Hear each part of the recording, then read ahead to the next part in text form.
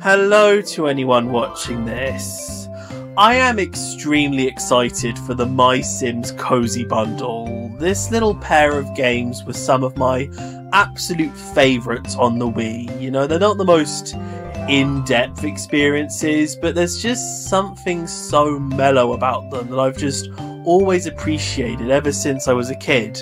So today I just wanted to go through some of my memories of these games and just sort of explain why I think they work so well for me.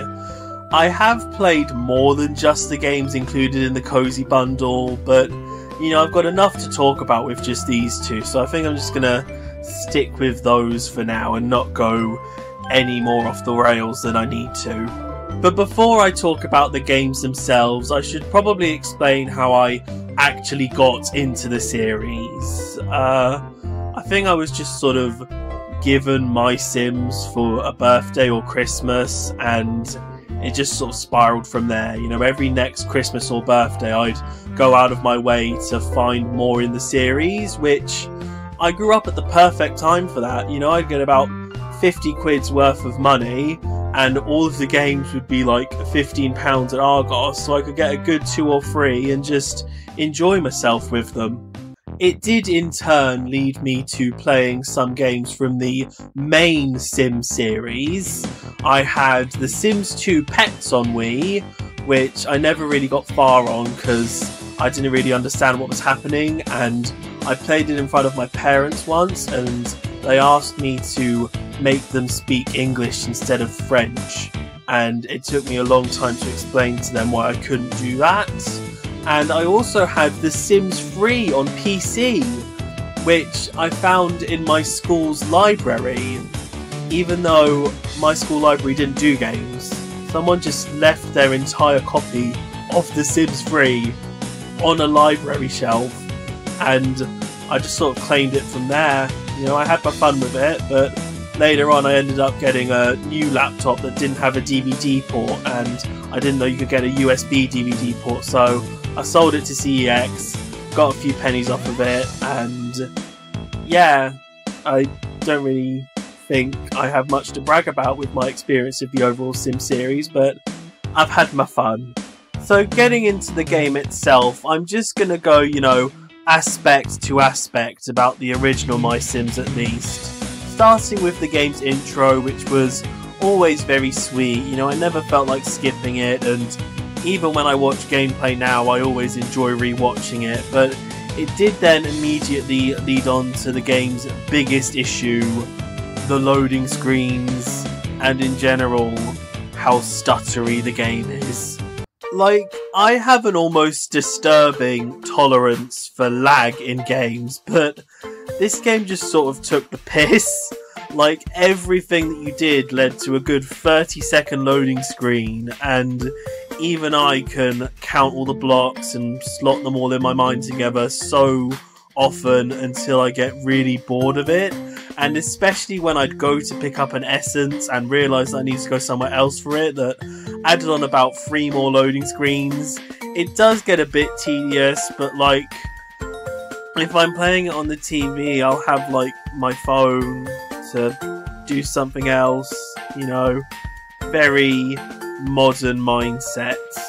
And in terms of stutteriness in general, I do sort of wonder how the game got through testing sometimes, or if my Wii was just a bit too old and couldn't be bothered to handle the game properly, because the amount of crashes I have, or just in general frame drops for no reason, is genuinely upsetting. But, you know, if I couldn't look past that, I wouldn't be making such a joyful video about the game overall. So let's just move on from those minor negative aspects and get on to everything else that I love about this game.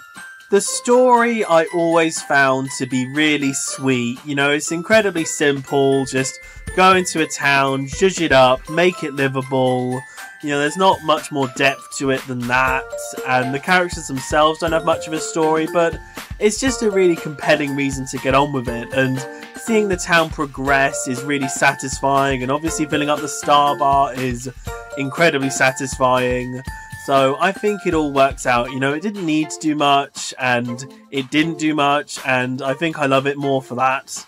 I have heard people complain about the intro, saying that it's a bit long and drawn out, and while yes, the numerous slow walking cutscenes do get a bit tiresome, I think just the whole opening act where you give Mayor Rosalind all the things that she needs, I think that's a really sweet intro to things, and getting to build up your house and your workshop just sort of give a great hint as to how personal your town is going to be. You know, even though you don't have the most options to start with, you can still make it your own. So I don't know, I think the intro is just a very good indicator on what's to come. You know, it's all that a good intro needs to be.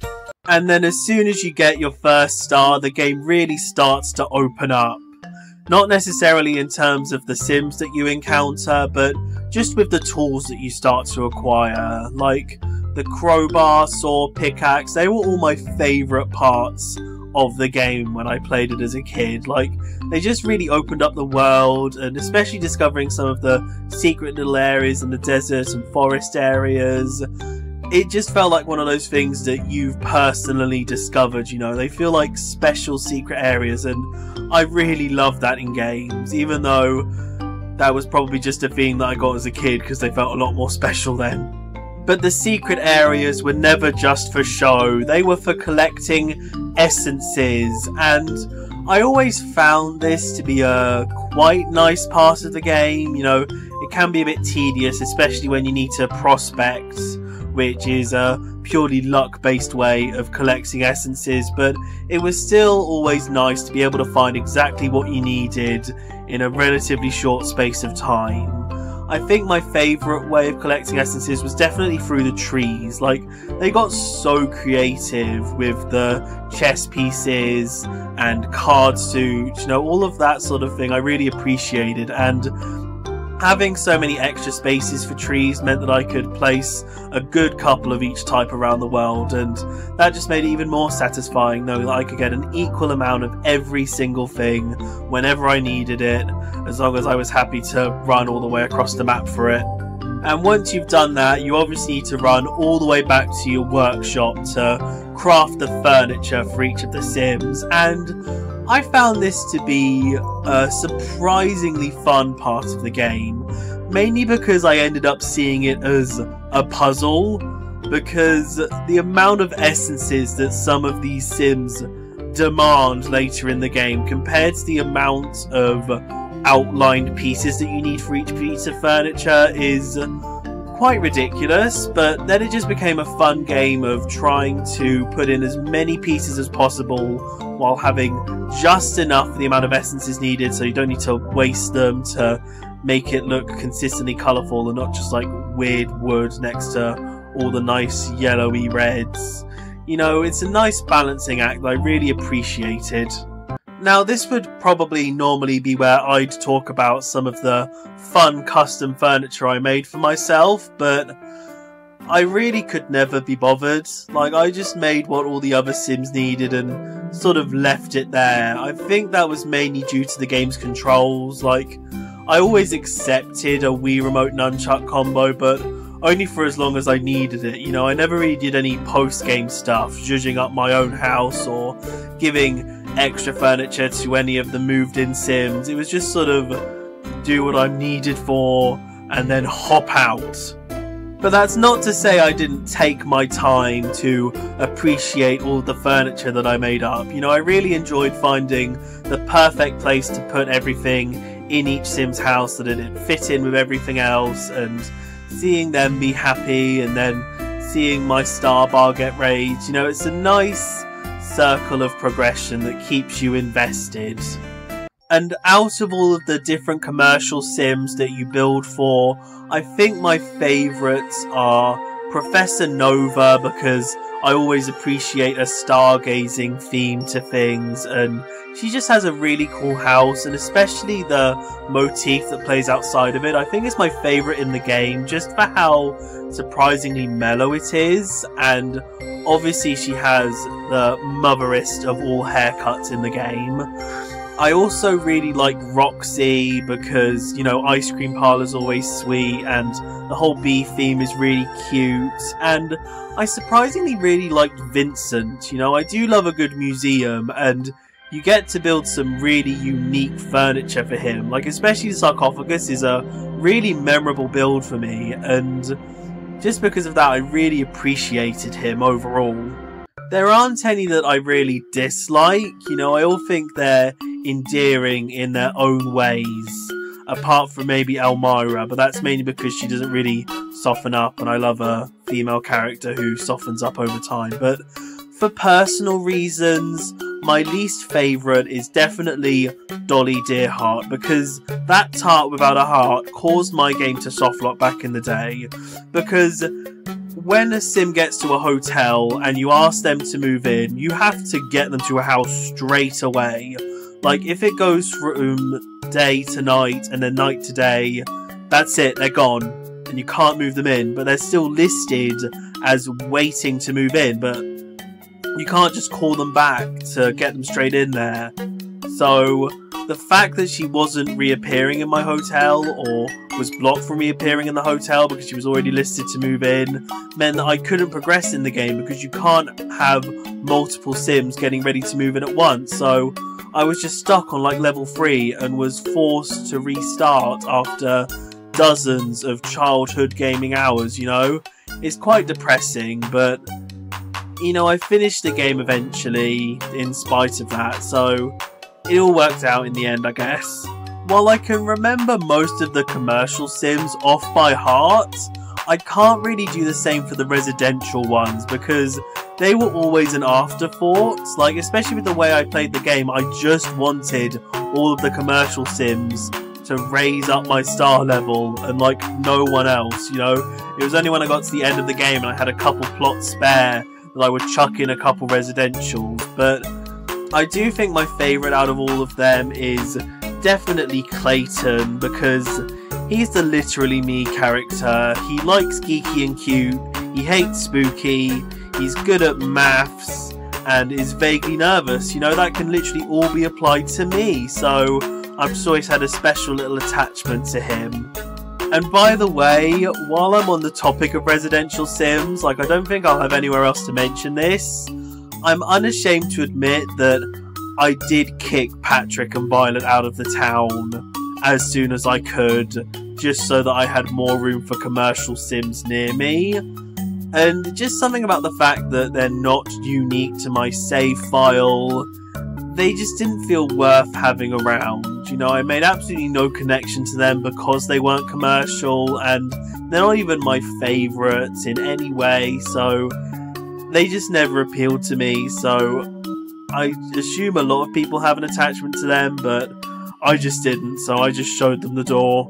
But anyway, you can't talk about the Sims in this game without talking about the categories, and I always really love this aspect of the game, just because I enjoy having, well, categories, like basic means to identify each sim based on their personality. You know, each of them had a different colour, so they were really easy to pick out, and I loved how some of the loading screens showed the little hexagon with each of the different pie segments, I guess, with each of the different categories represented. Just everything about the category system appealed to me specifically. You know, it was pretty much pointless to the game, apart from making sure that you didn't give a residential sim furniture that they didn't like, but I just really appreciated it because it gave all of the Sims like an extra layer of depth to them that was completely superficial, but in a way that I loved. So yeah, I feel like there really should be more to talk about, and it's probably just a symptom of me getting way too many hours out of this as a kid, but that's the entire gameplay loop. You know, pick up requests from commercial Sims, find the essences you need, build it in the workshop, and bring it back to them. And that's it. Simple as. And it just worked. I really enjoyed it because it was fun to collect the essences and build the furniture. It's a ridiculously simple game, but there was just something about it that felt so in-depth as a kid, and I still appreciate it for that. And I can quite proudly say that this isn't just the nostalgia talking, because a couple years ago I simply felt like playing the games again, so I re-brought them from CEX for like 20p and just played through it all again, and it still held up. You know, I was more able to see through the cracks, like especially with the lag and the loading screens, but it's still just simple fun, and sometimes you just need a game that's like that.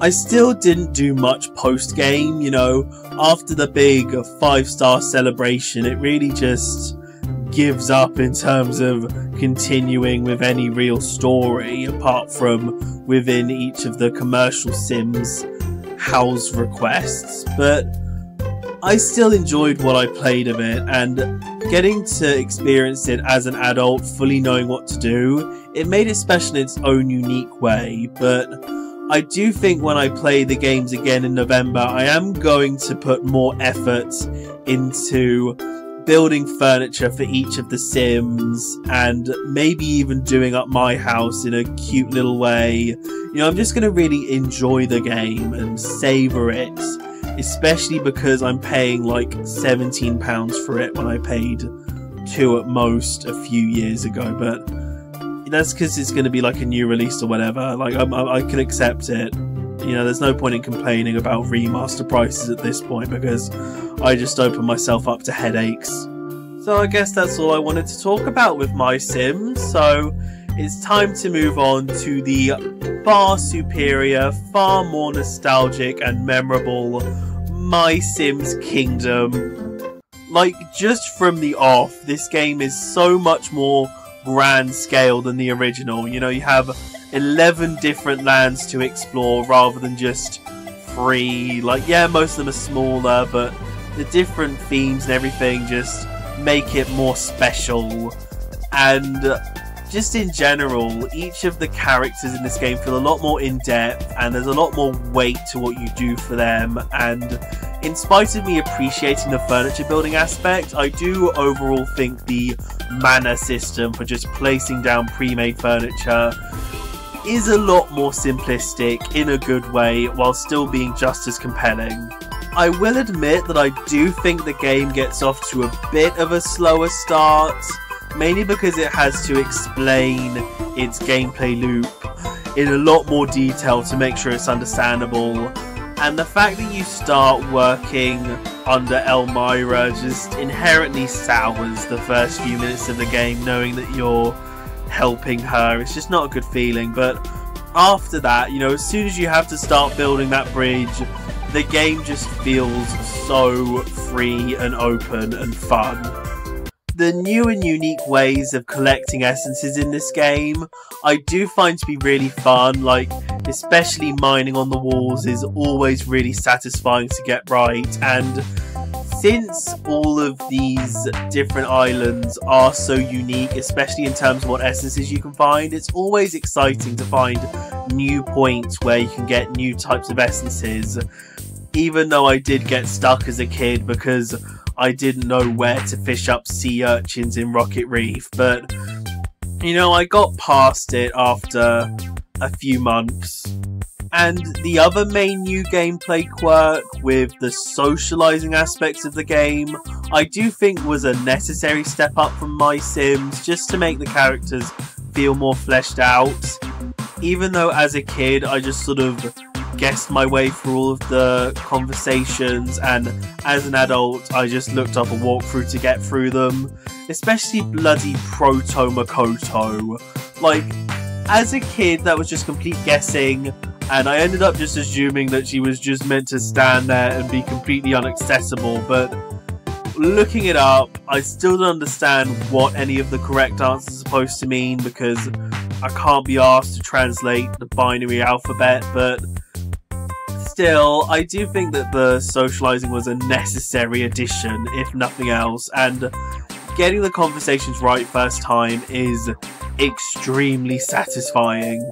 One thing that's a pure improvement from the original is definitely the different types of requests that you fulfill. Like, obviously you still have your renovation jobs and stuff like that, but I really like the types of things where you have to build a platform or put specific blocks in specific places to build a structure, or all of the axle and pipe puzzles. You know, all of those are really satisfying to complete, even though especially some of the pipe jobs can be extremely arduous to not make look utterly hideous for the sake of watering everything, but still, you know, they're fun to complete in their own way. And I love how basically all of the post-game quests are just zhuzhing up previous structures, like literally just adding more of a specific theme to every single building in the game. Like, I never really noticed that as a kid because I didn't really go after them, but when I played it again as an adult, you know, it's really obvious how the post-game is literally just having to put more things into each of the different buildings, which normally just amounted to me painting everything because I didn't want to over-clutter any of these areas, but still, you know, it was fun finding as many things as I possibly could to paint. You know, save on mana, save on resources. I found it fun, you know, and getting to just interact with all these characters again, it's nice. It reminds you of the journey that you've been on. It is a shame that all of the different categories in this game are purely for the sake of renovating a structure. Like, none of the characters have specific wants or needs apart from what they ask you to put on their land, but I think that works better for this game. Like, it would add literally nothing if each of these characters had specific interests, because you don't renovate their spaces based on that, you just do what you're told. So yeah, I think overall the categories are more streamlined in a good way here. And speaking of the characters, all of them are more memorable than ever, especially a lot of the new ones feel so perfectly thematic to the area that they're in, and even the ones that are reused are often in different contexts. Like, Rosalind is definitely the best example of that. Going from mayor to just headmistress is a definite change up, but it totally works for her. The only character that fell in my estimations was Vincent, just because he's a bit of a prick in this game and doesn't really add to anything, and you're still asked to do up his place in the post game. You know, he didn't really click with me here, but I still have all the memories of him in the original, so I can just think about that and forget about him being here. If I did have to pick a favourite sim in this game, it would probably be Travis. I just think he has quite an endearing story in this game that I really enjoyed following along with. The only other thing I want to mention with characters is the ones that ask you to go out and collect things across all of the different lands for them. It's quite an oddly specific thing. Like, especially the fact that all of the different figurines especially only pop up in a specific place to be collected in a specific way. But I think they work. You know, they weren't something that I really bothered with as a kid because I just knew I wouldn't be able to collect them all, but playing the game again as an adult and having the walkthrough up, it was always satisfying to collect a new one and actually getting to see the rewards that you get for collecting all the figurines, armor pieces and fish. It was nice. You know, it's not the most in-depth completion bonus type of thing, but it's just a nice thing to have as you go along, you know, making sure you're sweeping up everything that you need to. While all of those collectibles are to the side, the main thing that you have to pick up throughout this game are scrolls, which I always found to be extremely fun. Like, yeah, collecting the essences sometimes could be a bit tricky, but once you have a consistent source for them, it's always satisfying getting as much as you need and then getting some new furniture from it. And especially the secret scrolls hidden in chests or just in general throughout the world were always really fun to find. You know, it's always the more the merrier with furniture collections, as it were. So yeah, the scrolls just really appeal to my taste in terms of grinding in games, and yeah, I just really appreciated them the whole time. And I did almost feel sad when I finished up the last one and realised that, you know, that was it. But at the same time, another completed collection, so I can't really complain at the end of the day. So yeah, that's the gameplay loop of this game. Find or get given the scrolls that you need to make the furniture that you need to make a character happy, whether it's building them a house or a cat tower or a diner or whatever. It's all fun, you know, it's got a really satisfying loop to it. I do have more in-depth opinions on each of the different islands, but I think I'll save that for another time once I've played through the game again, you know. It's a nice little ominous warning for the future there. But yeah, just know for now that the game is incredibly fun. You know, some of the more wild objective types, specifically the herding missions, give me a hernia just through how frustrating they are due to the very stupid AI of the things that you are trying to corral. But you know, once you get through them, you can relax a lot more with the game. I sort of feel like there's more I should be talking about, but I can't really think of anything, you know? I enjoy collecting essences again, I enjoy decorating people's houses, and that's what the majority of the game is, I guess. I do enjoy the socialization aspects, like I said, and the characters are all lovely, but again, they're not the most in-depth, and I'll want to save talking about them for a hypothetical scenario in 2 or 3 months where I rank all the different islands in the game, so I sort of feel like I'm shortchanging you right now, but that's all I really have to say about this game. You know, once again, that just proves how nice and happy and simple it is, in a good way, obviously.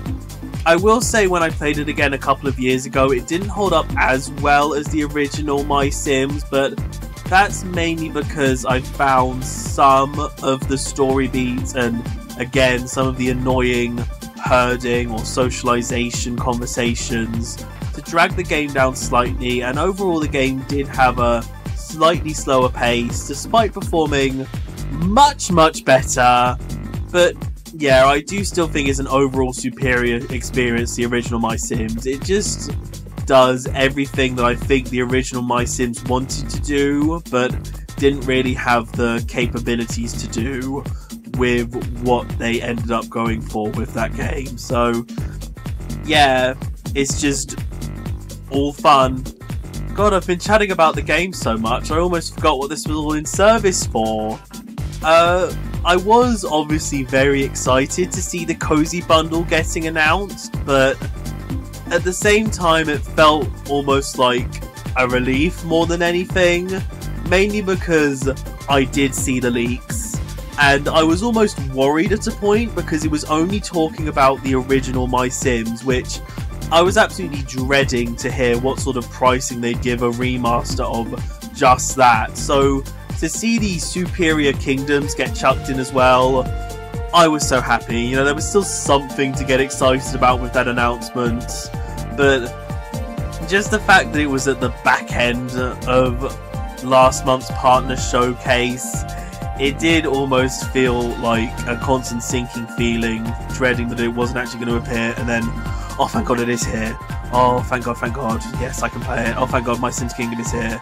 Thank god. You know, all that. But I was still happy to see it, and I think it totally deserves getting a remaster at this point, because it is a really nostalgic series for a lot of people, and after it somehow got to its 6th game in 3 years, the series was just totally abandoned. So to see it brought back in this way, even though it's most likely not going to lead to the elusive Agent 2 or anything like that, it's still good that it's back. You know, you need these sorts of games to balance out an otherwise quite wild release year for the poor old Nintendo Switch at this point. But yeah, if you have any questions or concerns, do let me know. Just soon after I replayed these games a couple years ago, my Wii sadly went kaput after 14 years of service, and now looking back at it, maybe that was a sign, you know? The Sims somehow purposefully killed off my Wii to make sure I put all my attention on Switch, because they somehow knew they were getting remastered or something whimsical. I just like attaching backstories so that I get less sad about thinking of technology giving out for no particular reason. But bye-bye. Have a nice day.